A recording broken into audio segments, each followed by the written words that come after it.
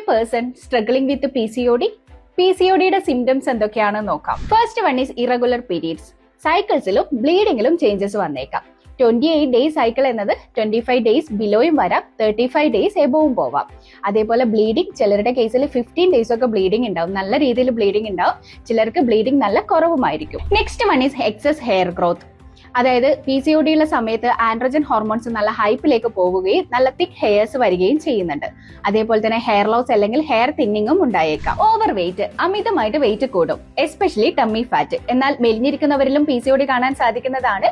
Lean PCOD എന്ന കണ്ടീഷനുണ്ട്.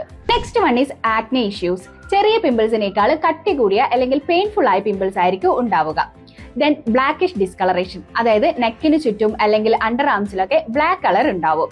Mood swings, stress, ഫാറ്റിക് ഒക്കെ feel ചെയ്തേക്കാം. ഈ സിംറ്റംസ് ഒക്കെ നിങ്ങൾക്ക് നോട്ടീസ് ചെയ്യുന്നുണ്ടെങ്കിൽ 90 ഡേയ്സ് കൊണ്ട് PCOD റിവേഴ്സ് ചെയ്യാനുള്ള കസ്റ്റമൈസ്ഡ് ഡയറ്റ് പ്ലാനും ലൈവ് വർക്ക്ഔട്ട് സെഷൻസും ഇപ്പോൾ 40% ഓഫിൽ നിങ്ങൾക്ക് കിട്ടുന്നതാണ്. അതിനായി ഈ അക്കൗണ്ട് ഫോളോ ചെയ്ത് PCOD എന്ന് DM ചെയ്യൂ. അതേപോലെ എക്സ്പെർട്ട് ഡയറ്റീഷ്യന്റെ ഫ്രീ ഡയറ്റ് കൺസൾട്ടേഷൻ ആയിട്ട് താഴെ കാണുന്ന നമ്പറിൽ ഇപ്പൊ തന്നെ കോൺടാക്ട് ചെയ്തോളൂ.